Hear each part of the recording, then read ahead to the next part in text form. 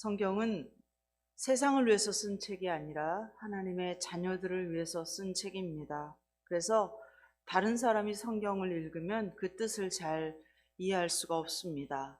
다른 사람이란 누구입니까? 하나님의 자녀가 아닌 사람들입니다. 그런 사람들이 성경을 읽으면 자기 나름대로 풀어서 해석을 하고 오해를 하고 결국 이기적으로 성경 말씀을 이용합니다. 그래서 나타나는 것이 이단이고 사이비입니다. 종교의 혼합입니다. 포항믿음교회 성도들은 성경을 열심히 읽고 있는 것으로 유명해지고 있습니다.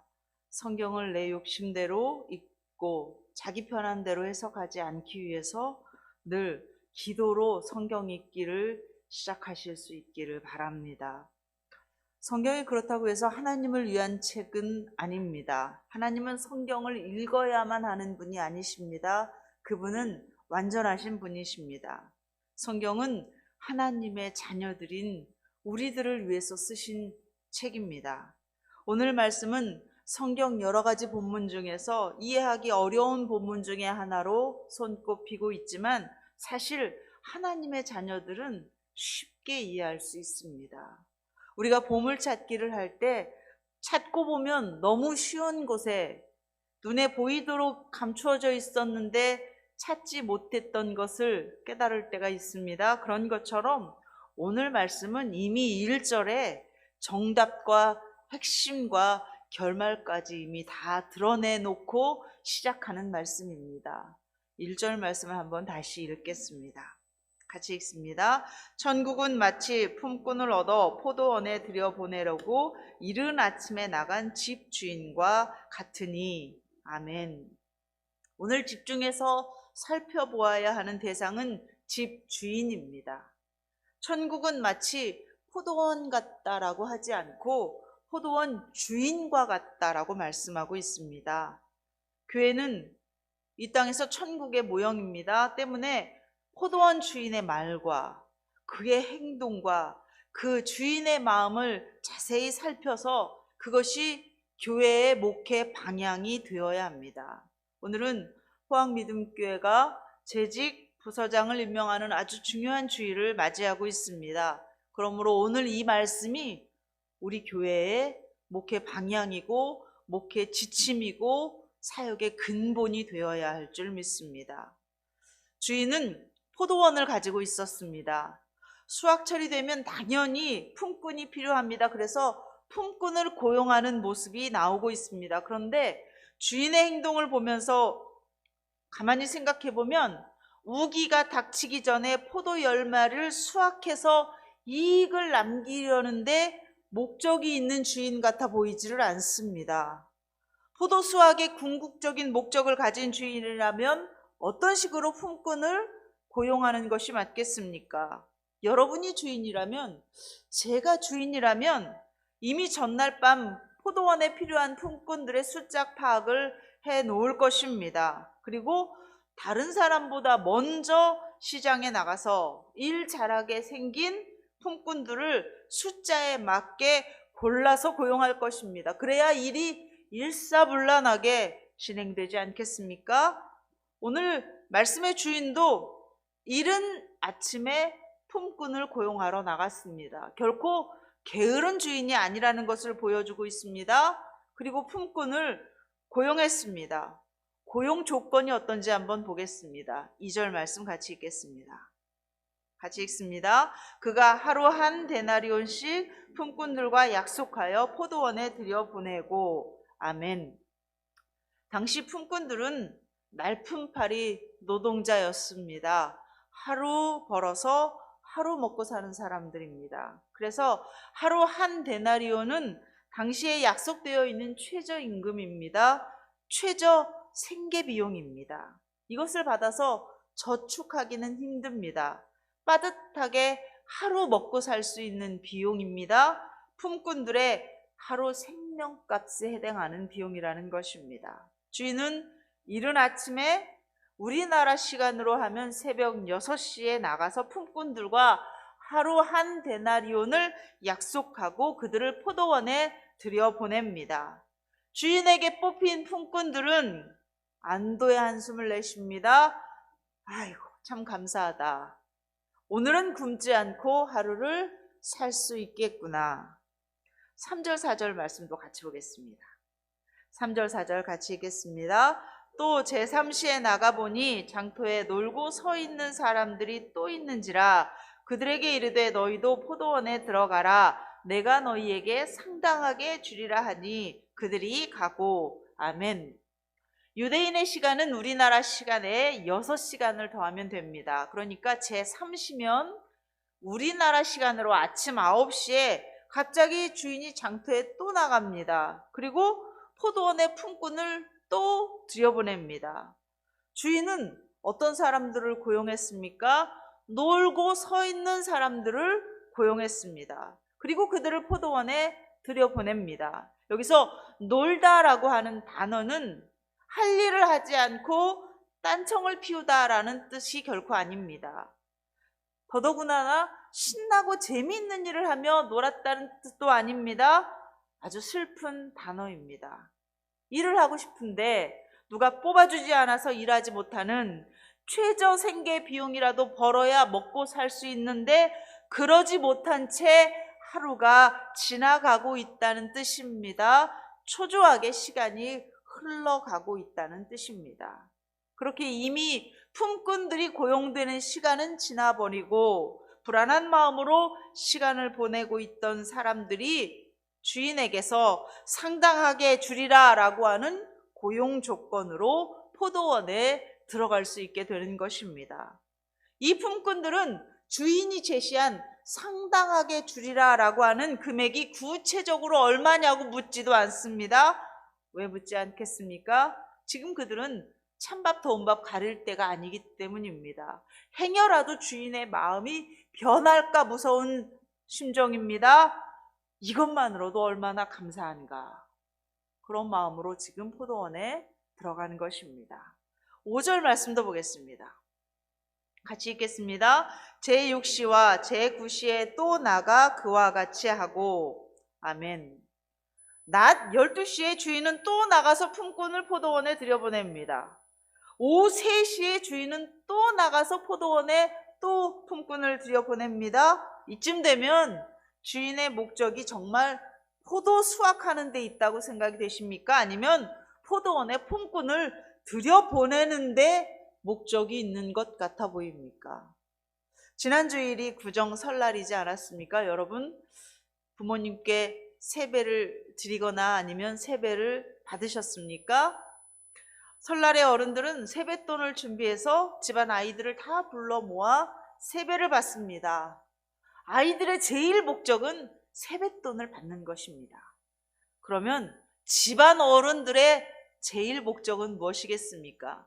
세뱃돈을 주는 것이 목적이겠습니까? 세배를 받는 것이 목적이겠습니까? 아니면 세배라는 형식을 통해서 용돈도 좀 주고 덕담도 좀 하면서 자손들을 축복하려는 것이 목적이겠습니까? 포도원 주인은 상당하게 주리라는 얼마인지 알 수 없는 품값을 약속하고 부지런히 품꾼을 포도원에 들여보내고 있습니다. 다른 사람보다 늦게 일을 시작했으니 더 어려운 일을 하게 될 것이다 라든가 제때 일을 시작한 사람보다 2배, 3배 더 열심히 해야 한다라는 것을 조건으로 제시하지 않습니다. 그냥 일단 포도원에 들여보내기에 바쁜 모습을 보여주고 있습니다. 마지막으로 주인의 뜻이 명확하게 드러나는 시간이 바로 오후 5시입니다. 오후 5시면 오후 6시 일이 끝나기 1시간 전에 주인은 또 시장에 나갑니다. 거기에는 절망의 끝을 향해 가고 있는 품꾼들이 서성이고 있습니다. 이미 그곳에선 하루 생계비를 벌 수 있는 일자리는 더 이상 없었습니다. 그런데도 그들은 왜 집으로 돌아가지 않고 그곳에 있는 것입니까? 집으로 갈 면목이 없어서입니다. 이렇게 빈손으로 집으로 돌아가면 가족들은 이제 둘 중에 하나를 선택해야 합니다. 남의 집에 종으로 팔려 들어가든가 굶어 죽든가 2가지 중에 하나밖에는 선택이 없습니다. 당시 종들은 주인이 살 집과 먹을 것을 제공해 주었기 때문에 굶지는 않았습니다. 당장 하루 끼니를 걱정하고 살지는 않았습니다. 대신 종들은 자유를 팔아야 했습니다. 누군가 나의 먹을 것과 입을 것을 제공해 주는 사람 밑에 들어가서 그 주인을 섬기면서 주인이 하라는 대로 시키는 일을 하면서 순종하며 살아야 했습니다. 품꾼들이 오늘 하루를 견딘 것이라면 어떻게든 하루 굶는 것을 견뎌볼 수 있겠지만, 만약 어제도 굶은 상태라면, 아무것도 먹지 못한 채로 사흘째라면 무슨 선택을 할 수 있겠습니까? 게다가 가족들마저 같이 굶고 있다면 무슨 선택을 할 수 있겠습니까? 오후 5시까지 시장에서 놀고 있는 사람들은 놀면서 서 있는 것이 아니라 절망 속에 서 있는 것입니다. 이제 집에서 자기를 오매불망 기다리는 가족들에게 마지막 죽음과도 같은 결정을 해야 하기 때문에 차마 발걸음이 떨어지지 않아서 거기 서 있는 것입니다. 6절, 7절 말씀도 보겠습니다. 6절, 7절 같이 읽겠습니다. 제11시에도 나가보니 서 있는 사람들이 또 있는지라. 이르되 너희는 어찌하여 종일토록 놀고 여기 서 있느냐. 이르되 우리를 품꾼으로 쓰는 이가 없음이니이다. 이르되 너희도 포도원에 들어가라 하니라. 아멘. 인생의 절망을 맞이한 그들에게 주인은 묻습니다. 너희는 어찌하여 종일토록 놀고 여기 서 있느냐. 주인은 몰라서 묻는 것이 아닙니다. 그들은 아침 6시에 일꾼으로 불려가지 못한 데에는 이유가 있다는 것을 한눈에 봐도 척 알 수 있는 사람들이었습니다. 그런데도 주인은 묻습니다. 인간은 자신의 고백을 통해서 진실해지기 때문입니다. 그들은 이렇게 말합니다. 우리를 품꾼으로 쓰는 이가 없음이니이다. 정말 가슴 아픈 고백을 하고 있습니다. 인정하고 싶지 않지만, 그러나 그것이 진실이고 현실인 고백을 해야 하는 순간이 우리에게는 있는 것입니다. 그때 주인은 왜 좀 더 일찍 나오지 않았느냐, 왜 이런 인생이 되었느냐 묻지 않으십니다. 오직 한마디, 너희도 포도원에 들어가라, 믿어지지 않는 말씀을 하고 계십니다.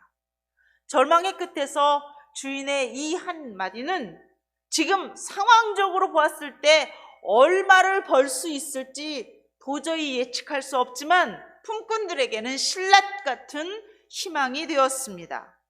자, 이제 우리는 천국으로 대변되는 이 주인이 도대체 얼마씩 줄지 관심이 집중되는 순간을 살펴보겠습니다. 8절 9절 말씀 같이 보겠습니다. 8절 9절 같이 읽습니다. 저물매 포도원 주인이 청지기에게 이르되 품꾼들을 불러 나중 온 자로부터 시작하여 먼저 온 자까지 삭슬 주라 하니 제11시에 온 자들이 와서 한 데나리온씩 받거늘. 아멘.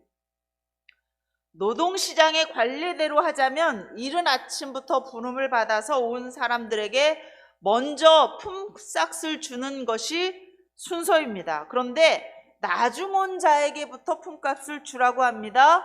먼저 온 자들은 벌써 이 대목부터 주인에게 항의하고 싶어집니다. 그러나 그래봐야 오랜 시간 기다려야 하는 것이 아니기 때문에 그 정도는 참고 넘어갈 수 있는 것이 상식입니다. 그런데 먼저 온 자들이 옆에서 보니 오후 5시에 불려와서 채 1시간도 일하지 않은 나중 온 사람들이 한 데나리온씩을 받는 것입니다. 놀라운 일이 벌어졌습니다. 그 순간 먼저 온 자들의 마음속에는 1시간 일했는데 한 데나리온을 받았다면 그럼 나는 얼마를 더 받을 수 있는 거야? 하면서 계산을 하기 시작했습니다. 분위기가 술렁이기 시작합니다. 그 다음 사람은 얼마를 받았는지 보겠습니다. 10절부터 12절까지 말씀도 보겠습니다. 10절부터 12절 같이 읽습니다. 먼저 온 자들이 와서 더 받을 줄 알았더니 그들도 한 데나리온씩 받는지라. 받은 후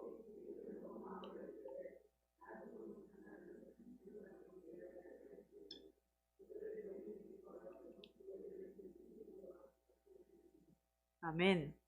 주인은 계속 우리의 예상을 깨는 행동을 하십니다. 모두에게 똑같이 한 데나리온씩 주었습니다. 맨 마지막 5시에 온 사람, 오후 3시에 온 사람, 낮 12시에 온 사람, 아침 9시에 온 사람, 그리고 가장 먼저 아침 6시에 온 사람 모두에게 한 데나리온씩 주었습니다. 이때 제일 억울하게 생각되는 사람은 누구이겠습니까? 사회적 정의의 기준으로 보았을 때, 노동에 대한 공정한 재가 지불의 원칙으로 보았을 때 아침 6시에 와서 꼬박 12시간을 일한 사람들이 가장 억울합니다. 아니라 다를까 이들은 그냥 넘어가지 않고 주인에게 원망하며 따졌습니다. 그런데 갑자기 우리는 궁금합니다. 그러면 우리는 도대체 몇 시에 온 사람일까요? 대부분의 사람들은 자신을 아침 6시에 온 사람이라고 생각하고 저녁 5시에 온 사람들과 비교하면서 억울함을 느끼면서 세상을 살아갑니다. 나는 분명히 저 사람보다 더 많이 일했으니까 더 많이 보수를 받아야 하고, 더 많이 박수도 받아야 하고, 칭찬도 더 받아야 하고, 인정도 더 받아야 하는데 그러지 못한다고 느낍니다. 똑같이 한 데나리온씩 받는 그것은 억울한 일이라고 생각합니다. 그렇게 똑같이 한 데나리온을 받을 것 같았으면 왜 일찍부터 와서 이 고생을 했느냐는 것입니다. 차라리 오후 5시에 들어올 것을. 이것이 우리가 살고 있는 인생에 대한 불만입니다. 그래서 우리는 억울합니다. 그러나 주인의 대답은 우리가 잊고 있었던 것을 생각나게 해 주십니다. 14절 말씀을 보겠습니다. 14절 말씀을 같이 보겠습니다. 13절 14절 말씀을 같이 보겠습니다. 주인이 그 중에 한 사람에게 대답하여 이르되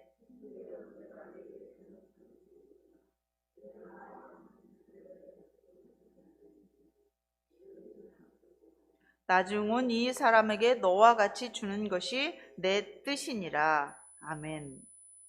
그렇습니다. 처음에 계약 조건이 한 데나리온이었습니다. 아침 6시에 온 사람들에게 주인이 잘못한 것은 없습니다. 그들이 아침 6시에 주인과 계약을 맺을 때 억울하고 불공정한 계약을 맺은 것이 아닙니다. 일찍 부름을 받아서 그 계약 조건이 마음에 들어서 신나고 감사한 마음으로 일을 시작했던 것입니다. 그런데 먼저 온 사람들이 변하기 시작했습니다. 감사로 시작했는데 점점 공로주의로, 율법주의로 변하기 시작한 것입니다. 처음에 했던 주인과의 약속도 어느덧 새까맣게 잊어버렸습니다. 처음에는 일할 수 있게 된 상황 자체가 감사였고 기쁨이었는데 이제는 일했다는 사실이 억울함이 되었고 원망이 되었습니다. 그런데 더 깜짝 놀랄 만한 사실 하나를 주인이 밝혀주고 있지 않습니까? 주인은 먼저 온 자들을 무엇이라고 부르고 있습니까? 13절 말씀을 다시 한번 보겠습니다. 13절 같이 읽습니다. 주인이 그 중에 한 사람에게 대답하여 이르되 친구여 내가 내게 잘못한 것이 없노라. 내가 나와 한 데나리온의 약속을 하지 아니하였느냐. 아멘. 요한복음 15장 15절에서 예수님은 이렇게 말씀하셨습니다. 이제부터 너희를 종이라 하지 아니하리니 종은 주인이 하는 것을 알지 못함이라. 너희를 친구라 하였노니 내가 내 아버지께 들은 것을 다 너희에게 알게 하였음이라.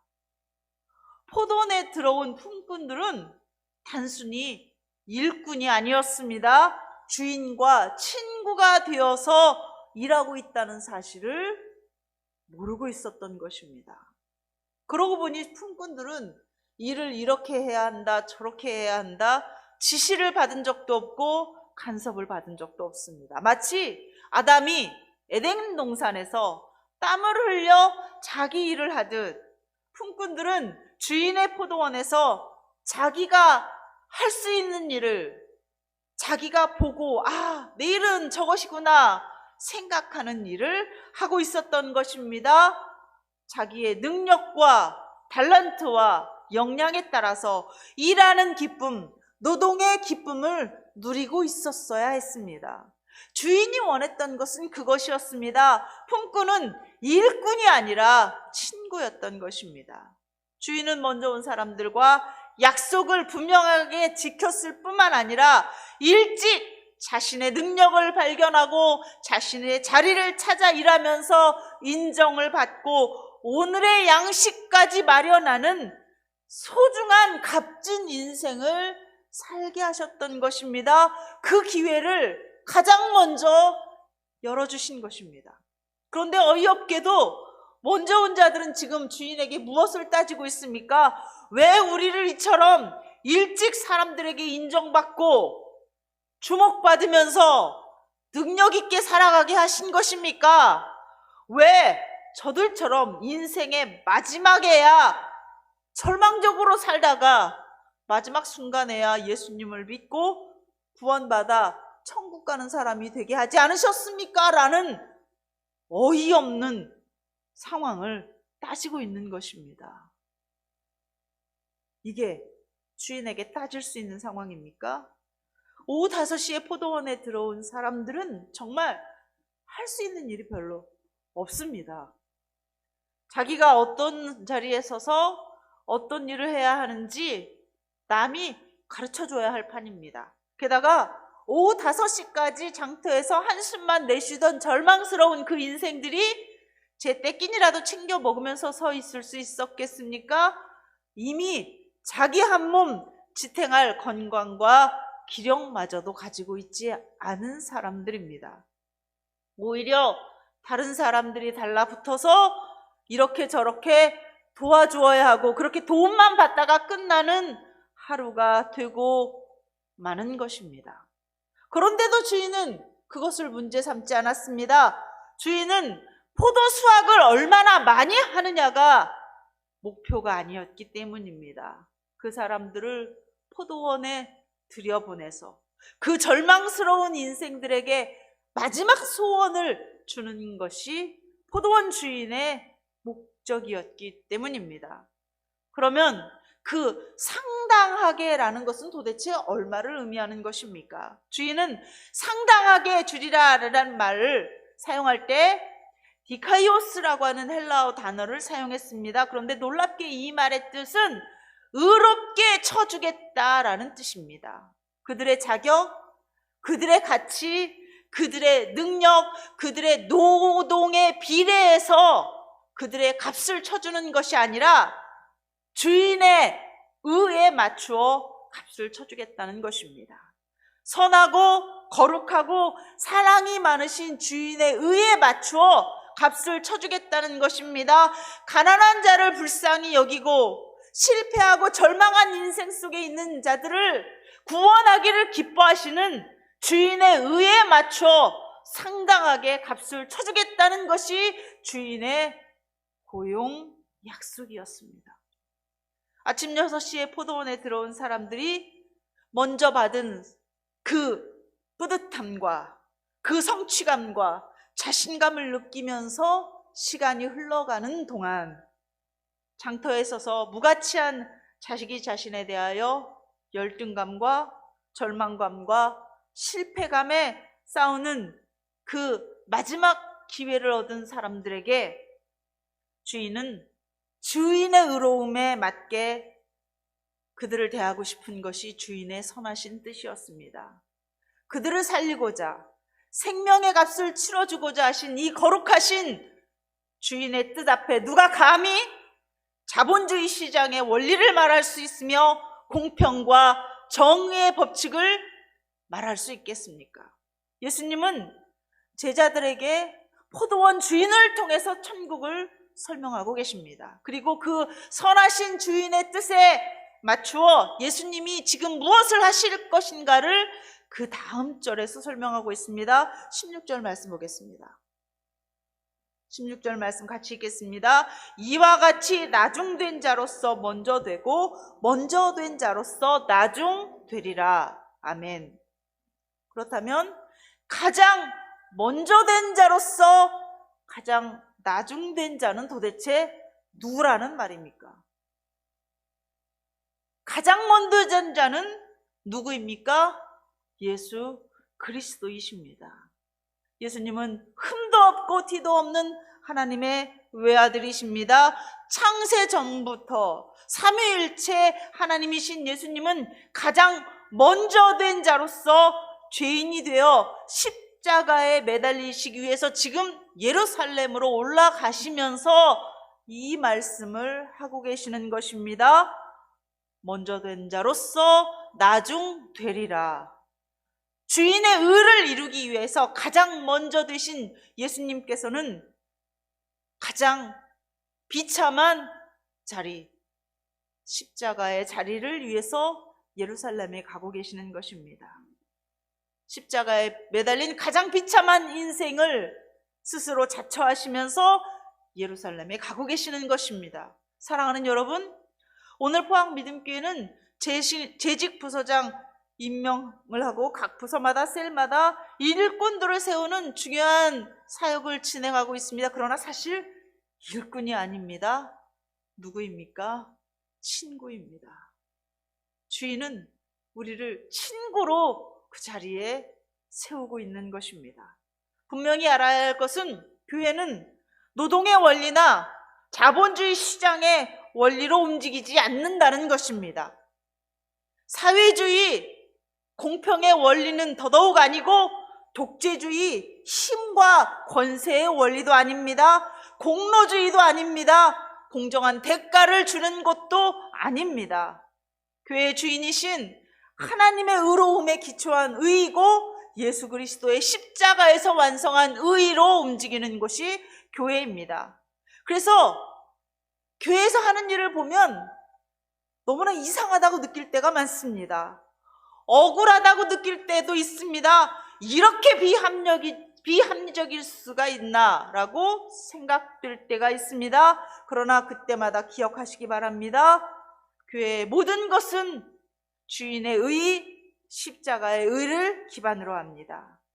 교회는 십자가의 의에 따라서 아무리 비합리적이어 보여도, 아무리 불공평해 보여도 생명을 구하는 일이라면 우리 모두가 친구가 되어 기꺼이 그 짐을 감당하는 것입니다.